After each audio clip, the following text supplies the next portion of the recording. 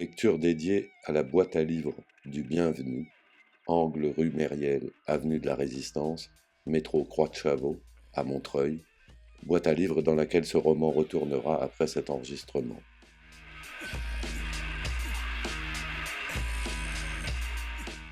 Anne Acriche, Un mot sur Irène, roman, Julliard, 2015. Pour Martina. Prologue. Dépêche AFP, 26 août 2011, une découverte macabre. Irène Montes, professeure de Gender Studies à l'École des hautes études en sciences sociales de Paris, a été retrouvée hier, nue, sans vie, sur son lit dans un hôtel new-yorkais. La police a ouvert une enquête afin de déterminer les circonstances exactes de sa mort. L'ambassade de France a confirmé qu'Irène Montes s'était rendue aux États-Unis pour participer à une conférence internationale organisée par l'Université de Columbia. Le Monde, 26 août 2011. Les dessous de l'affaire. On en sait un peu plus sur l'affaire qui bouleverse le milieu universitaire français. Madame Montes a été retrouvée nue, sur son lit, vers 12h30, heure locale, par un membre du personnel du Soho Grand Hotel. La chambre était en désordre et semblait indiquer qu'un cambriolage avait eu lieu. Mais le corps de Madame Montes ne portait pas de signe évident de traumatisme, a précisé le chef adjoint à la police de New York, Paul Walker. Plus tard dans la soirée, M. Walker a expliqué que les enquêteurs n'avaient pas de preuves d'actes criminels, mais ne négligeaient pas la piste de l'homicide. Tous les bijoux de Madame Montes ainsi que son ordinateur manquaient au moment où son corps a été retrouvé. Selon l'antenne locale de NBC News, des témoins parlent de la présence d'une poupée gonflable près du corps, mais nous n'avons pu vérifier ces informations à ce jour. La police a précisé qu'elle attendait de connaître les conclusions définitives du médecin légiste avant de se prononcer sur les raisons de la mort de Madame Montes. Selon elle, des éléments laissent penser que la victime aurait consommé de l'alcool et que d'autres personnes avaient pu se trouver dans la chambre à un moment donné. M. Walker s'est par la suite refusé à tout commentaire à propos de l'alcool et de la poupée gonflable. Le secrétaire général de l'ONU, Ban Ki-moon, et le président de l'Université de Columbia, Lee C. Bollinger, se sont déclarés profondément attristés par le décès d'Irène Montes. Dans un communiqué commun, ils rendent hommage à la féministe, mais aussi à cette grande figure internationale de la politique éducative reconnue et honorée en France et dans le monde. Fin de citation. Le Parisien, 27 août 2011. Elle aimait les femmes. Mais qu'est-il donc arrivé à Irène Montes?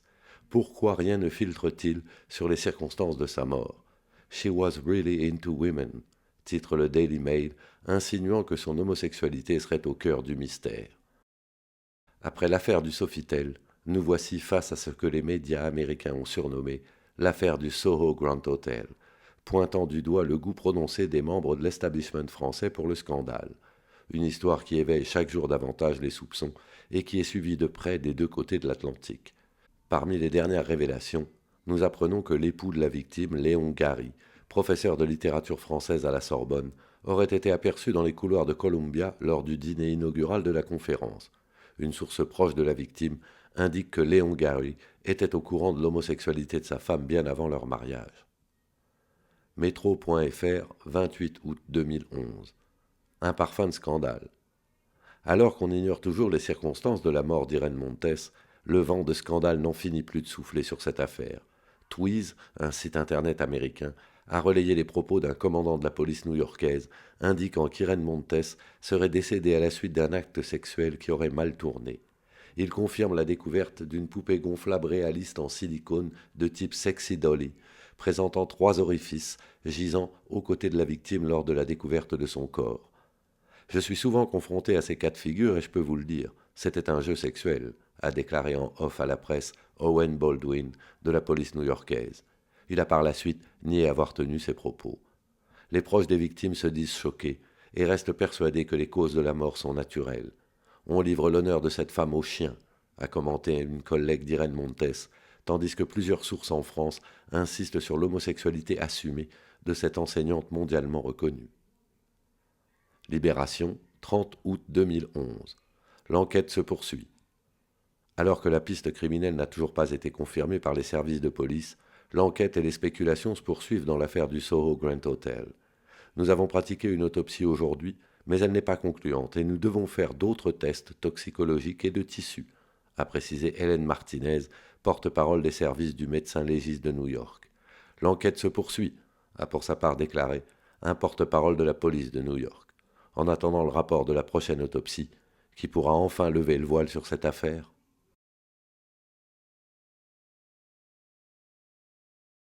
1. 11 000 verges pour maman. Petit 1. Léon, Léon, par pitié, parlez. Nous voulons tout savoir. Que pouvez-vous nous dire sur Irène m'en dit la femme à trois têtes. Que pouvez-vous nous dire sur Irène que nous ne sachions pas déjà? Ce que Léon pourrait dire d'Irène, il ne... Dites-nous tout, ses secrets, ses habitudes, ce qu'elle lit, ce qu'elle mange, n'importe quoi.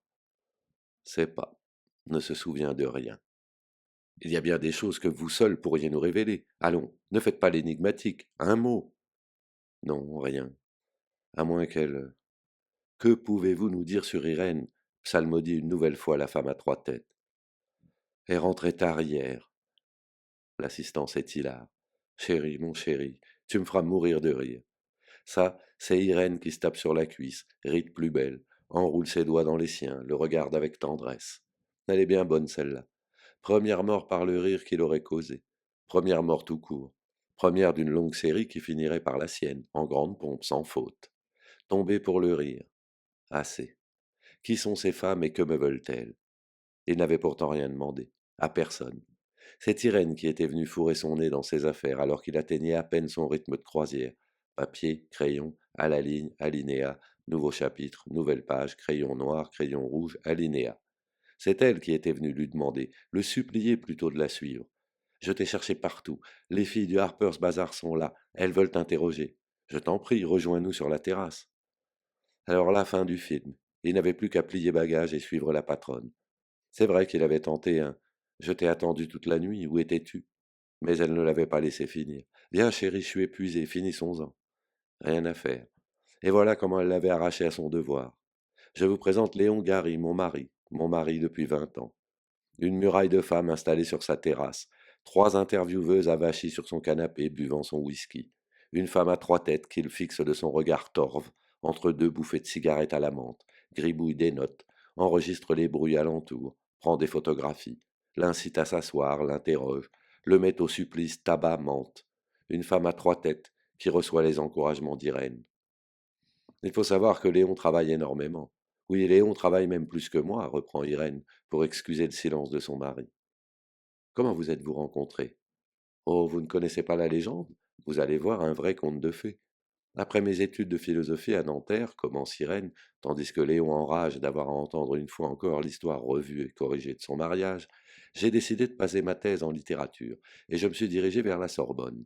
Léon était un jeune et beau professeur. Peu m'importait d'ailleurs ce sur quoi il travaillait. J'avais décidé d'en faire mon directeur de thèse, et plus tard, mon mari. Elles se remettent à rire. Ça alors. On ne parle pas beaucoup de travail, encore moins du sien. Si elle savait. La pépite sur laquelle il travaille. Ce texte sensationnel de Un flash explose. Serrez-vous, s'il vous plaît, dit la femme à trois têtes. On vous veut tous les deux dans le cadre. Un sourire, Léon, peut-être. Irène, posez votre main sur son épaule. Oui, comme ça. Regardez-vous maintenant. Oui, c'est ça, c'est parfait, c'est exactement ça. Collé à l'iris de Léon, une femme en barésie, présidant une fête où tout le monde porterait des masques, donnant des ordres à des couples nus. Oui, c'est ça, humiliant tour à tour des hommes et des femmes, pissant contre un mur en criant. C'est ça, c'est exactement ça. Pardonnez-moi, du travail m'attend. Et il se lève à la hâte. Merci, Jacques. Un plaisir de vous avoir rencontré. Vous formez un couple très harmonieux, lance la femme à trois têtes, en tournant ses six yeux vers Irène et en allumant son dictaphone. Irène, votre dernier livre s'intitule 11 000 verges pour maman. Pourquoi un tel titre? C'est bien sûr un hommage au roman de Guillaume Apollinaire, mais j'entends ainsi désigner un phénomène récent, le développement d'une littérature érotique féminine. La voix d'Irène s'éloigne, absorbée par les bruits de la rue. Jacques, songe Léon. C'est pas mal, ça vaut bien Léon. Un couple très harmonieux, pas mal non plus. Il se faufile entre les bambous, jette un dernier coup d'œil à la lune avant de replonger dans l'obscurité de l'appartement.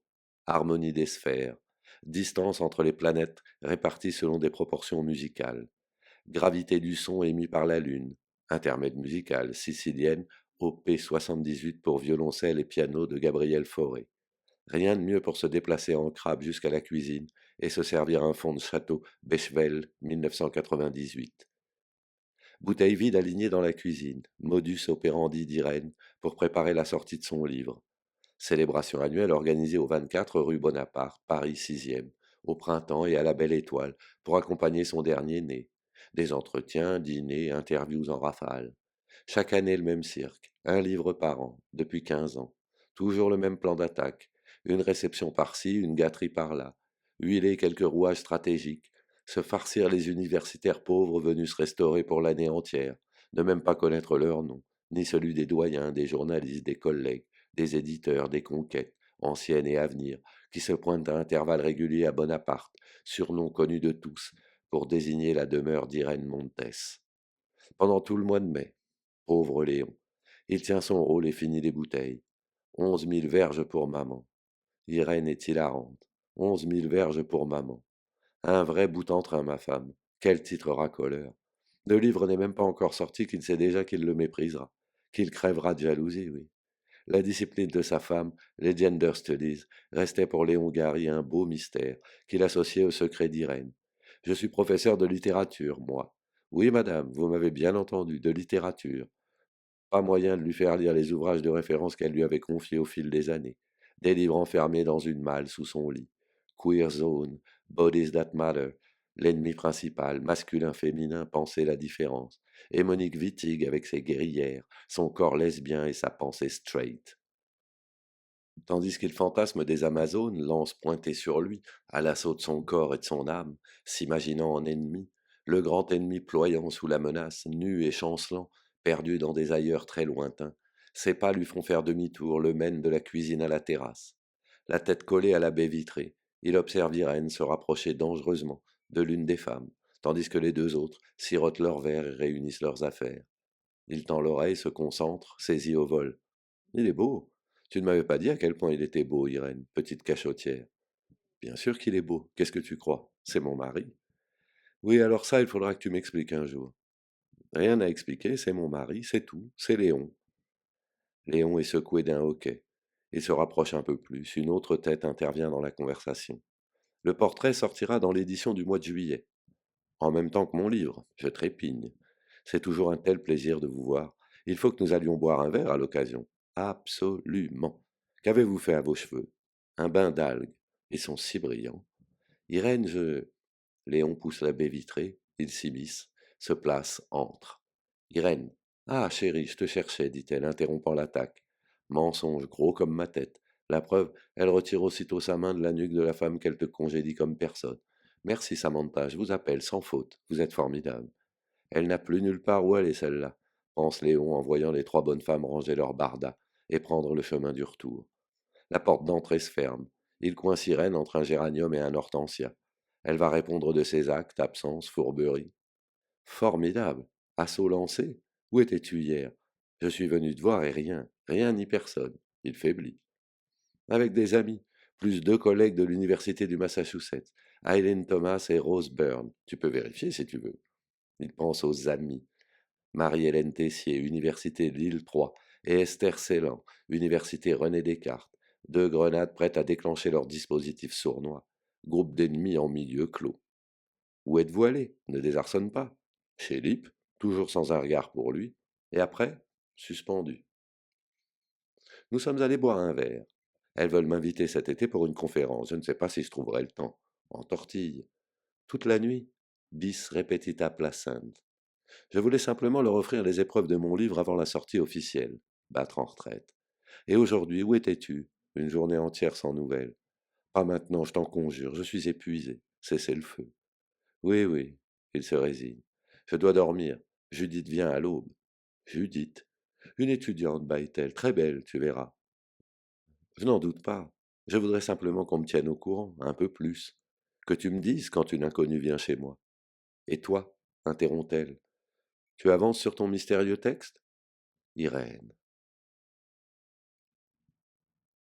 Petit 2. Le professeur ne chôme pas. Non. Léon a le nez dans ses papiers, enfoui jusqu'au cou, sous les décombres, notes, citations, références de son sujet. Il doit taire son nom, une affaire de droit, encore en discussion. Son éditeur lui a fait signer une clause de confidentialité, une édition augmentée d'un texte majeur de contrat d'édition entre les sous-signés M. Léon Gary, demeurant au 24 rue Bonaparte 75 006 Paris, ci-après dénommé l'auteur d'une part, et les presses universitaires de France, dont le siège social est à Paris, représenté par M. Henri Bazin, agissant en qualité de président-directeur général, ci-après dénommé l'éditeur d'autre part. Léon voudrait barrer ce puf aux sonorités d'onomatopée et le remplacer par un mot plus chantant, plus évocateur. Gallimard au hasard, minuit, pourquoi pas. Seuil passe encore. Voir l'Olivier, Grasset, POL, n'importe quoi. Tout sauf une maison d'édition universitaire. Non, Léon voudrait tout raturer. L'auteur, tu parles. L'artisan, tout au plus le maître d'œuvre. L'ouvrier. L'assembleur. Lui, un auteur. Mais de qui se fout-on? Il a été convenu ce qui suit.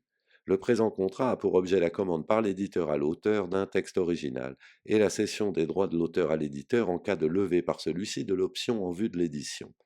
Article 1. Réalisation de l'ouvrage.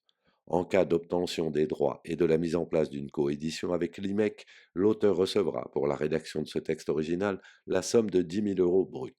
Article 2. Clause de confidentialité.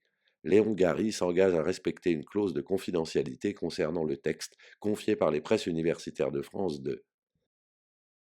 Indigné, Léon jette le contrat sur son bureau. Quoi? Que se passera-t-il? Un contrat? Des menaces, oui. Et cette somme? Pas le quart de ce qu'Irène touche pour son livre. Il manque de sommeil, irritable au possible. Ne pas penser à ça maintenant.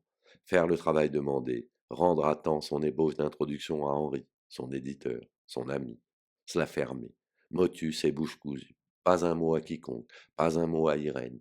Avancer dans le noir. Il a tellement peur qu'elle fouine dans son bureau où il cache toutes ses notes. C'est la dernière personne à mettre au courant. Là où Irène passe, la confidentialité trépasse. Et ne plus en entendre parler. En finir avec ce secret. Ça en fera toujours un de moins. Il regarde sa montre et consulte son emploi du temps. 6h, 8h, secret. 8h, 10h, relire mon cours, Dead Zone, la mort de l'auteur.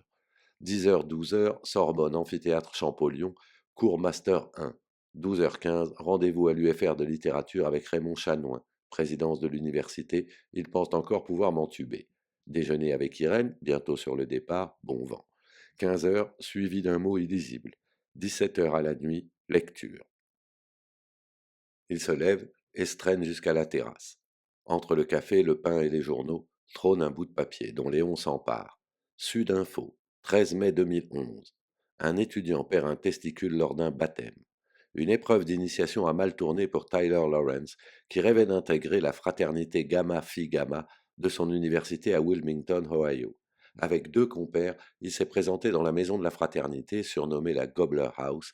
Les 3 étudiants ont dû descendre à la cave, où les attendaient une vingtaine de membres ainsi qu'une dizaine de centimètres d'eau. Ils ont dû se déshabiller complètement, à l'exception d'un bandeau sur les yeux.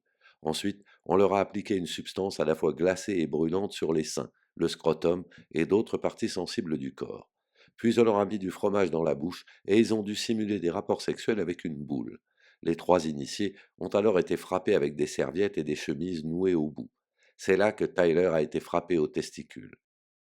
Il s'est immédiatement effondré au sol tant la douleur était intense. Les membres de la fraternité ont continué les sévices en leur mettant dans la bouche une mixture composée de bananes et de vinaigre. Après l'initiation, la victime a été admise à l'hôpital. Les chirurgiens ont procédé à l'ablation du testicule. L'article du jour, soupire Léon. Le fait divers de la journée, cherché, trouvé, imprimé, découpé, laissé en évidence par Irène sur la terrasse pour accompagner son petit déjeuner. Il avale une gorgée de café fumant, en profite pour se remémorer à quel point ils avaient mis au point ce rituel, découper des articles, des extraits de livres, des coupures de presse, et les laisser traîner dans des lieux stratégiques de Bonaparte. Un jeu de piste, le chassé-croisé amoureux des époux Gary. Leur vie sentimentale avait été jalonnée par ces bouts de papier. Combien de déclarations d'amour et de guerre s'étaient-ils lancées par coupures de presse interposées? C'est Irène qui avait commencé. Le premier été qu'ils avaient passé ensemble, Irène lisait La Clé de Tanizaki. Écoute Léon, c'est l'histoire d'un respectable professeur d'université qui ne parvient plus à satisfaire sa jeune femme. Toute ressemblance avec la réalité est purement fortuite, mon amour, ne t'inquiète pas. Il essaie divers excitants, mais s'aperçoit que rien n'est plus puissant que la jalousie. Chacun des deux époux tient un journal, sachant très bien que l'autre le lit en cachette. C'est drôle, tu ne trouves pas? Oui, ça avait beaucoup fait rire Irène. Il n'en avait pas fallu davantage pour que le jeu débute. Mais depuis quelque temps, Léon trouve la plaisanterie moins drôle. Irène ne va plus chercher ses coupures que dans la section faits divers. Elle est bien loin à l'époque où il trouvait au matin des extraits de l'Iliade en surimpression d'une interview de Sophie Marceau. Léon parcourt les titres du Monde en quête d'un morceau à récupérer à son tour. Mort de Ben Laden, justice a été faite. Pakistan, double attentat meurtrier revendiqué par les talibans. Clôture de la 10e édition du Festival de films de Tribeca. Robert De Niro, il y a un film avec Scorsese que j'ai très envie de faire. Ce n'est pas avec ses bricoles qu'il va relancer la machine. Il attrape le chasseur français, direction les petites annonces amoureuses. C'est ici qu'il vient chercher l'inspiration quand il est à court d'idées. Célibataire, rentier, 38 ans, désire connaître célibataire, même âge, rente, pour vivre ensemble, frais communs, on ne s'ennuiera pas. Léon sourit, découpe l'annonce et la dépose sur le bureau d'Irène. On ne s'ennuiera pas. C'était bien la promesse qu'il s'était faite en se mariant. Il fallait s'y tenir. C'était ça, ou rien. Il retourne dans sa chambre et s'assied à son bureau. Il est 8 heures. Dead zone, la mort de l'auteur. Tels sont les mots avec lesquels Léon Gary entamera sa journée hors de Bonaparte. Assis à son bureau, il lit, répète son cours sans enthousiasme, rassuré néanmoins par la pensée d'être un grand professeur, de s'atteler à sa tâche avec le même sérieux depuis plus de 30 ans, réconforté par les mots qu'il connaît déjà. Le titre de ce cours fait référence à un article de Roland Barthes, publié en 1968, ainsi qu'à un film de David Cronenberg, où suite à un coma prolongé, Christopher Walken a le don de voir le passé ou l'avenir d'une personne en la touchant. Nous comprendrons ainsi comment le concept d'auteur est mort avant de ressusciter avec de nouveaux pouvoirs. Mais en tête une seule chose, Judith, l'inconnue, celle qui va bientôt sonner. Judith, une étudiante d'Irène, la judéenne. Au texte de Barthes, La mort de l'auteur, est venu s'ajouter un article de Michel Foucault, Qu'est-ce qu'un auteur? Titre d'une conférence donnée en 1969 à la Société française de philosophie. Ces deux textes ont fondé la théorie littéraire des années 1970, connue sous le nom de post-structuralisme ou de déconstruction. Déconstruire le souvenir, fragmenter la mémoire. Elles sont toutes des étudiantes d'Irène. Celle-ci mit un terme à la conquête de Nabuchodonosor vers l'ouest. Ces deux textes contestaient l'idée d'une littérature considérée en relation avec son auteur, ou comme expression de son auteur, en s'opposant à la domination de l'histoire littéraire lansonienne. Elle n'a pas eu peur, elle, du général Holoferne, venu aux portes d'Israël. Elle a marché jusqu'à son camp, l'a ensorcelé, a pénétré sa tente et profité de son ivresse pour le décapiter. Avant Lançon, cette méthode biographique était associée à Sainte-Beuve, contre lequel s'était élevé Proust dans... La porte sonne. Léon déglutit. C'est cette Judith. Il se frotte la gorge et marche en direction de son campement, à la pointe nord de la salle à manger, devant la porte. Lorsqu'il l'ouvrira, ce sera fini. Elle pénétrera dans la chambre d'Irène pour y parler de littérature, pour s'adonner à des activités plus noires sans doute, des activités ayant lieu entre deux femmes, qu'il ne peut se représenter mais qu'il tente d'imaginer, voyant défiler différents membres et différentes possibilités d'agencement de ces membres, pensant au plan d'architecture d'un château, à des Legos, à une cartographie marine. Combien de choses étranges avaient eu lieu sous son toit, entre Irène et ses étudiantes, sous son nez. Irène les reçoit toujours dans sa chambre, et aujourd'hui, c'est elle qui va s'y engouffrer. C'est Judith. Entre une jeune fille si jeune qu'il ne peut se figurer son âge, si belle qu'il doit détourner les yeux de son regard noir et fou. Judith, Judith Blois, dit-elle en lui serrant la main. Léon gars, subjugué, la bouche ouverte, les dents branlantes. Je sais, interrompt-elle. Nous nous connaissons. Je veux dire, j'ai suivi l'un de vos cours il y a quelques années, un cours sur la morale en littérature. Impossible de dire si elle se moque de lui et si dans ses yeux ne perce pas la même arrogance que dans ceux d'Irène. Irène, qui le surprend depuis le fond du couloir, surgit dans la pénombre, pousse un cri, l'effraie, l'abandonne dans l'entrée. Judith baisse religieusement les yeux et suit Irène dans sa chambre. Ma main a coupé qu'elle vient chercher l'hostie de la bouche même de ma femme. Léon aimerait savoir ce que la jeune femme pense de lui. Pitoyable, vieux, impotent, peu importe. Il se met en tête de retrouver ce qu'il reste de moral en lui. Même en fermant les yeux très fort, il ne trouve pas. Après tout, je buterais bien mon voisin, je buterais bien le gardien, je buterais aussi son chien.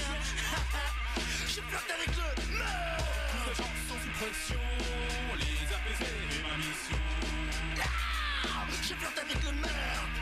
de gens sont sous pression. Les apaiser est ma mission. J'ai flirté avec le meurtre. Beaucoup de gens sont sous pression.